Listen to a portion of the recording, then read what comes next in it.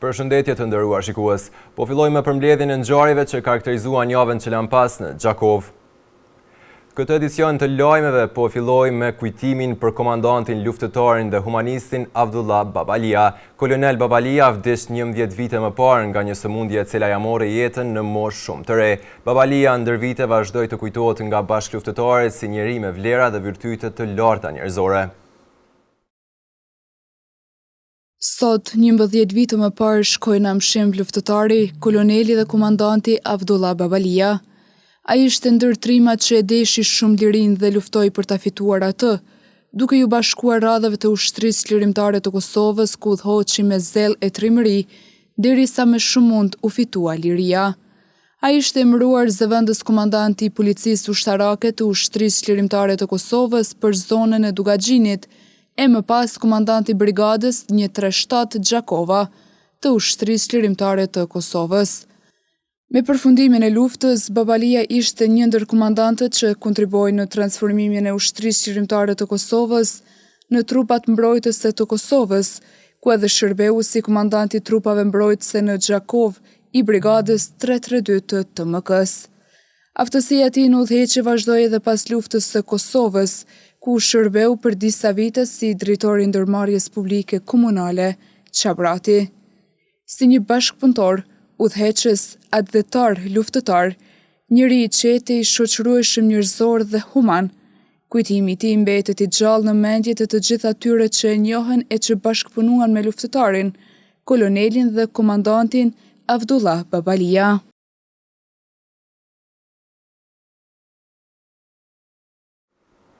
Të enjtën e kësaj jave janë kujtuar edhe dëshmorët e betejës së Maznikut, me omazhe e pastaj edhe me një takim të përbashkët, u risol në kujtesë kontributi i tyre gjatë luftës. Ramosh Haradinaj mes emocione shkëputi disa fragmente nga kjo betejë e sfiduar mes dhimbjes dhe krenarisë. 27 vjetori i rënjës së dëshmorëve Shkelzen Haradinajt, Fatmir Nimanajt, Hasim Halitajt dhe Luan Nimanajt mlodhi qindrat qytetare në kompleksin memorial në Glogjan. Komandanti i zonës operative të Dugaxhinit, Ramosh Haradinaj, ndau kujtime nga 16 prilli i lavdisë. Lavdiu qoftë. Lufta bëhej me rezervat e fundit, edhe të energjisë njerëzore, luftarëve, të teknikës luftës, po ndryshe thonë edhe të fuqive operuse. Ky vendim i ditë sotme ka qenë spontan, nuk ka qenë i marrë me komandë, po ka qenë i vendim i vetë herojve sot, si kujtojmë, me shkuë me ndalë një ekspedit të ushtrisë serbe, të forcave serbe, që këshin marrë drejtim të një vendodhje të familjeve e të civilëve shqiptarë që ishin strehue. Pra në një lugë, atje në një lugin, Duboqak, ishin shumë familje, shumë fëmijë, kishë një kohë gjatë që ishin ashtu, edhe ata ishin në vështirësi me ushqime, me medikamente, me probleme. Dhe tani ishte një moment tepër i vështirë edhe imi, si me veprue. A me dha një urdhër me shku me ndalë një ekspedit serbe me as pak potencial që na kishim. Ajo ekspedita ishte shumë e madhe, ishin mjetet motorizume, ishin pra teknik lufte e çdo gjë, apo me hesht faktin që forcat serbe po shkojnë me masakrue familjet tona, civilt, po mbrojtun gratë, fëmijë. Për fat këta ma lehtësuan mu, s'kan me marrën vendim, këta morën vendim. Pa kur kanë dëgjuar Shkenzeni, Hasimi, Fatmiri, Luani, s'kan pyet. Na unesëm. Kuptohet e një sport, pastaj ka pas atjerë që i shku pas tyre, edhe kësisoj pra ka ndodhur një përballje pa barabartë, të gjithë ata që kanë mrije në vend luftim të partë, kanë ratu dëshmor, Luani është plaguron, Luan Nimanaj, nuk i ka përballuar plagët, edhe pse kanë bërë përpjekje me qunë shërim jashtë Kosovë. Pra kjo betejë është kështu. E thjesht, njerëz që kishin kalu gjithë ato vite, gjithë ato kohë lufte, vite lufte, gjithë ato beteja, gjithë ato suksese, sfida, kuptohet, u ndodhi një pozitë tepër pa barabartë, pra tepër pa barabartë, nuk kishim as pozicione lufte aty ku vendosta. Po thatë, ku kanë mëri, ku i kanë zonë forcat serbe të janë ndajtim civilve, aty ju kanë dalë përballë. Me rastin e përvjetorit të rënjës të dëshmorëve, sot në fshatin Glogjan në Maznik, janë mbajtur homazhe në nderim të jetës dhe heroizmit të dëshmorëve. Pas homazheve, të gjithë pjesëmarrësit janë nisur për në marshin Shtegu i Lirisë, nga Glogjani e deri në Maznik, për të ndëruar jetën dhe veprën e të rënëve për sakrificat për atë dhej, për të përfunduar pastaj me homazhe pranë lapidarit të dëshmorëve në Maznik. Të rënët u ndëruan nga të pranishmit për sakrificën e tyre në luftën për atë dhej, duke kujtuar si ndër luftëtarët që i hodhën dritë lirisë së Kosovës.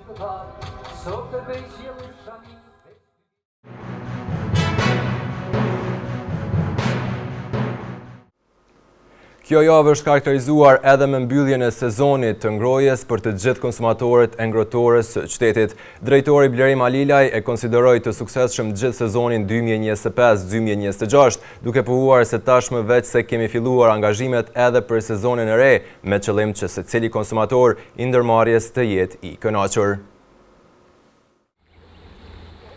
Sezoni i ngrohjes në qytetin e Gjakovës është mbyllur sot me 15 prill, duke u vlerësuar si një ndër sezonat më të suksesshme nga drejtuesit e ngrohtorës së qytetit. Drejtori Blerim Halilaj ka theksuar se ky vit ka qenë veçanërisht sfidues, pasi për herë të parë është operuar me sistemin e kogjenerimit, duke prodhuar njëkohësisht energji termike dhe elektrike.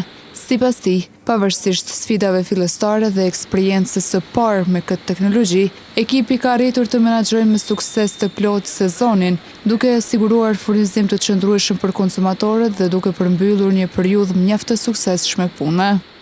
Ne konsiderojmë që kemi realizuar një sezon jashtëzakonisht të suksesshëm, duke pas parasysh që në këtë sezon është hera e parë që ngrohtoria ka punuar me kogjenerim, që paralelisht pjesës së energjisë termike kemi prodhuar energji elektrike, pra ka qenë një sfidë për ne për shkak se ishte hera e parë e operimit me kogjenerim me turbinë, po së bashku me ekipet tona, mendojmë që kemi mbrimi ato jashtëzakonisht mirë dhe në llogaritë që kemi përfunduar një sezon jashtëzakonisht suksesshëm.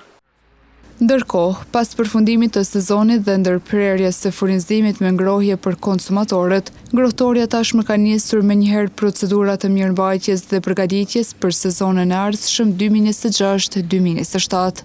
Menjëherë pas ndërprerjes plot furnizimit dhe uljes temperaturave në rrjet dhe në kaldame, njëherë fillojmë pjesën e procedurave të remontit, pajisjeve, mirëmbajtjes brenda impiantit, po gjithashtu paralelisht mirëmbajtjeve që duhet bëhen në impiant, në të njëjtën kohë duam të bëjmë gati rrjetin për sezonën tjetër, kështu që procedurat përgatitje për sezonën 26-27 fillojnë për javës tjetër. Nga aty është bërë e ditur se këto ndërhyrje janë të domosdoshme për të garantuar funksionim sa më efikas dhe furnizim cilësor për qytetarët në sezonin e ardhshëm të ngrohjes.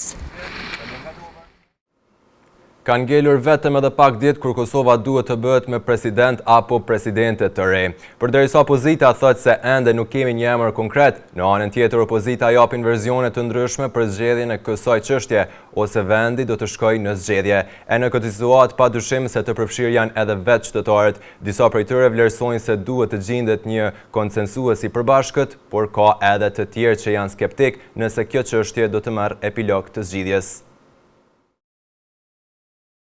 Kanë mbetur më pak se 2 javë deri në afatin e përcaktuar për zgjedhjen e presidentit të Kosovës. Nëse brenda këtij afati nuk arrihet një marrëveshje politike, vendi mund të shkojë në zgjedhje të reja, të cilat sipas procedurave duhet të mbahen brenda 45 ditësh. Kjo situatë ka ngjallur reagime të ndryshme në mesin e qytetarëve. Ekipi i televizionit Syri ka siguruar disa nga opinionet e qytetarëve se çfarë vlerësojnë ata, a do të kemi president të ri apo jo. Nuk ka nevoja me bon zgjedhje heq, e mara këta në razi, se toni në shqiptar, e me zgjedh presidentin, e me zgjedh që tonë që është i duar, edhe e dënë populli, edhe punon për popull, e jo me punu me inate. Me inate personale. E me inate personale nuk bëhet shteti. Duhet me hek inatet personale e me punu për shtet. Edhe me zgjedh ato që e dënë populli, edhe si ka punu për popull, edhe punon për popull. Pavarësisht se vendi nuk është në hapat e duhur, në rast se do të ketë zgjedhje, unë do të dalë të votoj, tha një qytetar. Ma katastrofë nuk ka. Nëse mund me zgjedh një president, s'di shumë më thonë. Inshallah bëhet mirë. Nga që do të ketë zgjedhje, si do t'i prisni? Zgjedhje, po, do të me dalë me votu, s'kem shabojnë. Mirë po kishte dhe të tjerë të cilët pohojnë se nuk e përcjellin politikën shumë, por vlerësojnë se situata nuk është e mirë aktualisht. Nuk i përcjelli fort, valla me tonë drejt, për situata nuk është në rregull fort, kjo shka po ndodh nuk është në rregull, mirë po shka duhet me bo problem këtu me tregu diçka. Qytetarët shprehen të ndarë në çndrimet e tyre.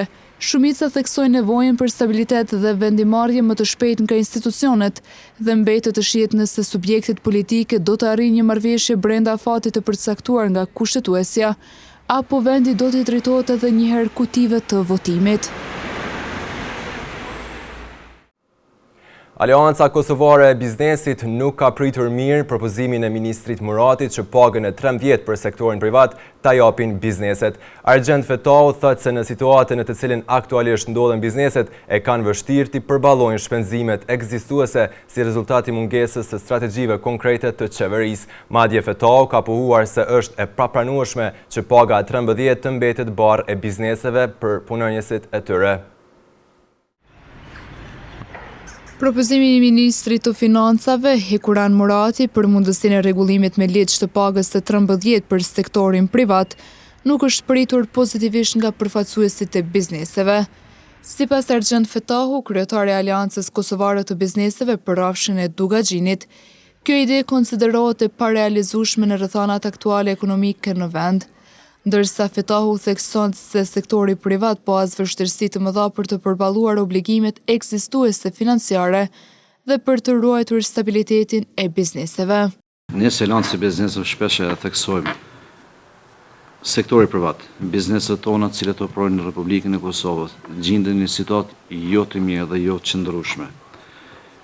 Nuk kemi një strategji të mirëfillt të qeverisë, duke parë dhe rrethana të cilat që jemi edhe dëshmitar të përditshëm të politikave që janë duke ndodhur. Këto po shkaktojnë dëme të mëdha në aspektin ekonomik të Republikës Kosovës, tek qytetarët decisivisht, po konkretisht tek bizneset.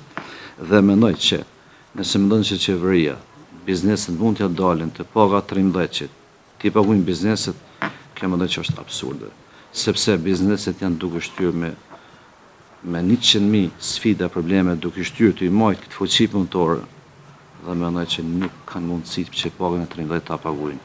Ai apelon për më shumë bashkëpunim ndërinstitucional dhe politika që synojnë mbështetjen e bizneseve në vend të shtimit të barrës financiare ndaj tyre. Sport kemi një qeveri që është qeveri tamam e fuqishme, afatgjat, kemi një parlament që është jo me një situatë cilën gjendemi politikisht dhe që të kemi politika dhe më thonë që të bashkëpunojnë me komisionet të ndryshme, me organizatat të ndryshme, të nxjerrin një konkluzion të bashkëpunon si qeveri, që të bëjnë një strategji që të përkrajnë sektorin privat. Mes tjerash, Fetahu shtoi se qeveria ka ndarë mjete për sektorin publik, duke anashkaluar sektorin privat. Si që e kemi cekë në intervistat e kaluara, qeveria dhe më thonë ka ndarë mjete për punonjësit e sektorit publik. Do më thonë ka anashkalu sektorin privat, kur dihet që 80.000 punojnë në sektorin publik, ndërsa në sektorin privat punojnë mbi 150.000, dhe ten taksa pagues, kontribues qytetarë si që kemi cekë në intervistat e kaluara. Por qeveria do më thonë nuk ka marrë asnjë masë konkrete për sektorin privat ose për punonjësit e sektorit privat, gjë cila e mon shtetin dhe e mbush thesarin e shtetit. Po të njëjtë punëtor janë, po të njëjtat biznes janë dhe po të njëjtat këto. Dhe këto 65 milion, cilat i kanë dhënë qeveria, mendojmë si AKB që po të kishin shkuar në investime kapitale, grande, subvencione, duke ndihmuar bizneset e sektorit privat, mendojmë që në këto kohë kishte qenë shumë më mirë dhe shumë më mëshëm kjo punë. Në fund, ai theksoi se pa një mbështetje më të madhe dhe politika konkrete për bizneset, zhvillimi ekonomik i vendit mbetet i rrezikuar. Atraksioni turistik Shpella Kusari duket se këtë pranverë është lënë në mëshirën e fatit. Mungesa investimeve dhe mirëmbajtjes së vazhdueshme të kësaj zone dukshëm kanë zvogluar edhe numrin e vizitorëve. E në këtë situatë banorët e zonës kërkojnë ndërhyrjen urgjente me qëllim që të ruhet sa më shumë hapësira e gjithë shpellës. Shpella Kusarit është një nga bukuritë natyrore më të veçanta në zonën e Gjakovës, por fatkeqësisht gjendja e saj aktuale lë shumë për të dëshiruar. Mungesa mirëmbajtjes dhe shenjave sinjalizuese e bën të vështirë qasjen për vizitorët. Një vend me potencial të madh turistik po përballet me neglizhencë serioze, çka mund të çojë në degradim të mëtejshëm të kësaj pasurie natyrore. Një nga qytetarët e kësaj zone thotë se vendi është plot mbeturina. Shqetësimi jonë kryesor është shpella, domethënë që s'pesheni në gjendje të mjerueshme, pa marrë parasysh edhe investimet e komunës këto që i ka bën fantastike. Kjo vërtet o bën një pamje të mërshme e kësaj zone, pse janë shportat, janë gjithandej shenjat sinjalizuese këtu i kanë marrë, shportat i kanë dëmtu, i kanë në fakt edhe nuk i hudhen as mbeturinat në shporta. Ka gjithandej mbeturina. Është e domosdoshme që institucionet përgjegjëse të ndërhyjnë sa më parë me masa konkrete, por edhe faktori njëri është fajtor në këtë drejtim, shtoi Denis Gjini. Ne nga institucionet kërkojmë mbikëqyrje të vazhdueshme, por njëkohësisht edhe vizitorë që vinë këtu, ju bëjmë apel që ta mirëmbajnë natyrën, shpellën, sepse këtu siç po shihet nuk kanë faj edhe vetëm institucionet, këtu faji kryesor është faktori njëri. E gjithë hapësira përreth shpellës nuk është e mirëmbajtur si duhet, e kjo situatë jo vetëm çul interesin e turistëve, por edhe krijon një imazh negativ për zonën. Normal që kur vjen dikush këtu tani ai nuk i thot dikujt tjetër hajde se është pamje e tmerrshme. Shpella Kusarit meriton të jetë një atraksion i denjë për vizitorët dhe një krenari për komunitetin lokal, dhe jo një shembull i neglizhencës institucionale dhe komunitare.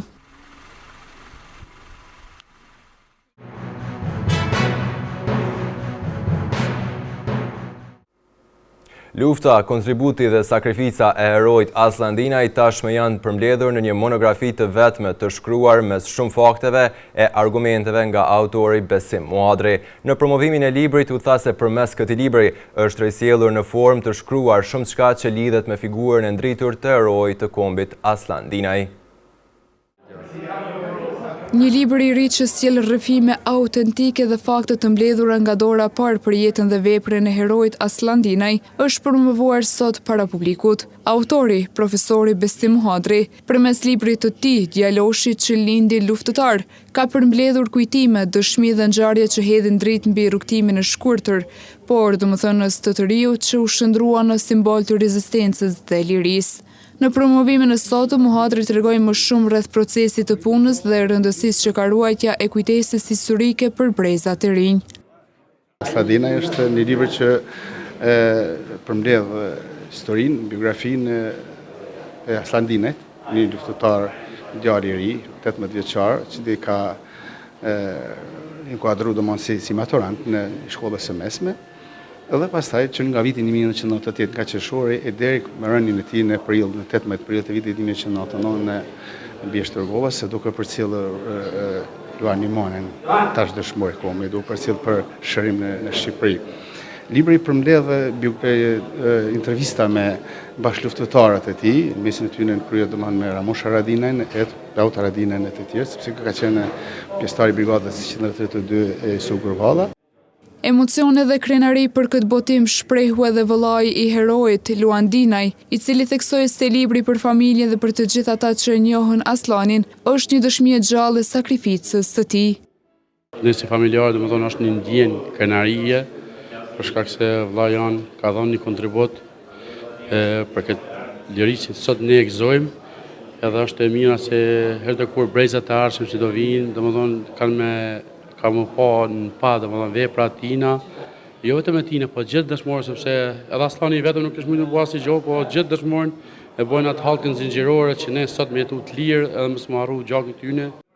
Ky libër vjen si një përkulje para jetës dhe veprës së tij, por edhe si një ftesë për ta njohur më mirë figurën e një të riu që në moshën 18 vjeçare u bë flamuri një ëndrre të madhe lirisë së atdheut. Edhe pse nuk pati mundësi të jetonte një rini të qetë, rrugtimi i tij u udhëhoq nga besimi i palëkundër se Kosova do të bëhej e lirë. Përmes kësaj vepre, kujtimi për Aslandina e synoi të mbetit i gjallë, duke frymëzuar brezat që të mos harrojnë sakrificën për liri.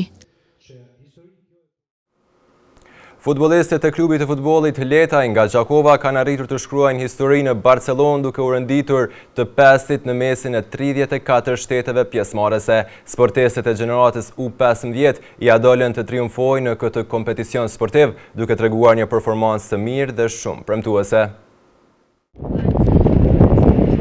Klubi i futbollit Letaj nga Gjakova shkroi histori në Barcelonë duke zënë vendin e 5 mes 34 shteteve pjesëmarrëse në turneun Copa Maresme 2026. Ekipi përbëri nga gjenerata deri në 15 vjeç, për të cilin shprehet i lumtur edhe drejtori sportiv i këtij klubi. Me gjeneratën U15 vjet kemi pas suksese shumë të mëdha, kanë turnire shumë madhështor. Në mesin e 34 ekipeve që ishim atë pjesëmarrës 34 shteteve, renditet ekipi jonë shteti i Kosovës në vendin e 5.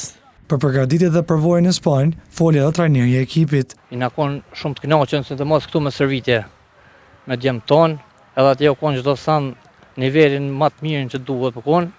Turniri ka qenë ndër turniret më të mira që bëhet, domethënë në Evropë, Komiti Internacional Turnir. E veçanta në këtë klub është se ka edhe lojtar nga Shqipëria, i cili ndihet mirë që luan për një ekip kosovar. Unë ndina shumë mirë dhe kjo është një klub i jashtëmos me trajnera e me gjithë stafin. Na në Barcelonë jem dalë në vendin e 5 dhe pretendojmë herën tjetër të dalim sa më lart. Fjalët nuk i kurseu as kapiteni i skuadrës, i cili po ashtu tregoi për përvojën e tij në Spanjë. Eksperjenca ka qenë shumë e mirë, na kem kaluar atje shumë mirë, sidomos se më kanë me një prej qyteteve më të mira në Barcelonë. Na kem kaluar shumë mirë dhe lojtarët kanë shumë të fortë. Klubi futbollistik Letaj nuk e ka për herë të parë suksesin në këtë turne, pasi që vitin e kaluar e kishin zënë vendin e 7 me gjeneratën deri në 13 vjeç. Ushqimi i shëndetshëm dhe aktivitetet e vazhdueshme janë faktor kyç për të mbajtur në formë linja trupore.